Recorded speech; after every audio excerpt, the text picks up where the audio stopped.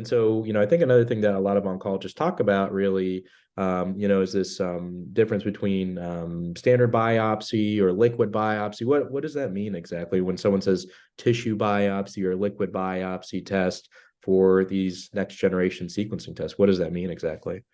Yeah, so traditionally and still today, we look at cancer under the microscope from some, taking a piece of the cancer out, right? We can either look at where the cancer started, or if the cancer had spread to a lymph node or another organ that may be easier to get a biopsy, right? Then we use, the tissue from there.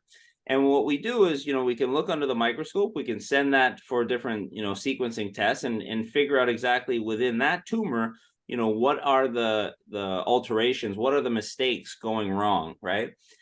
But we don't always have the ability to get a biopsy sample, and not every biopsy is sufficient and meets the criteria to be able to be sequenced. So what do we do in those circumstances? Well, while the cancer is rapidly growing, it's also dying, right? Because if it's growing fast, it's dying fast, and in doing that, it's shedding its own DNA, right? It's shedding those words on the page.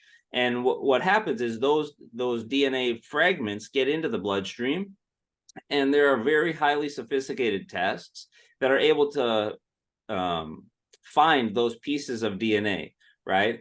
So is liquid biopsy the same as standard biopsy? No, they look for different things. The goal is to identify, pieces of the tumor for the same reason, to be able to inform us if there's some potential treatment option. Right. And there's even work, there are clinical trials looking at, can the liquid biopsies, tell us if somebody had a cancer removed and if it's coming back or something like that. But essentially, there are two modalities to try to find this DNA. Yeah, and definitely, I think this is a question that comes up a lot, really. I think that this is something that we should definitely, be offering and asking our patients about, and explaining to them the different, differences like you sort of outlined as well. Is this something that, all cancer should be getting, up front, both the liquid and the tissue biopsy, or, is this something that, it doesn't matter, or like you said, is there when people have problems getting one or the other, should we get both of these up front, or does it sort of depend on the situation exactly? I think that is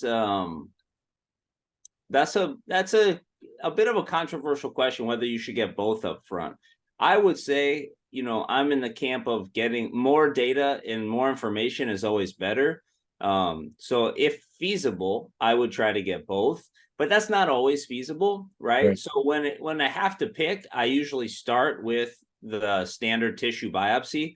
Mm, That's because it can usually give us more information. right. Not every gene that is shed in the DNA can be detected in the liquid biopsy. But that being said, if something is better than nothing, so if all we can get is a liquid biopsy, that's okay too. Right. But I would, try to start with both if you can. If there's pause or a reason why it's unfeasible to have both, then I think I would start with tissue biopsy. But liquid biopsy also has its role too. Definitely. No, and I think that's something that I think is evolving still at this point, like you had sort of discussed. So I think we'll need more information and more clinical trials to sort of talk about that in the future.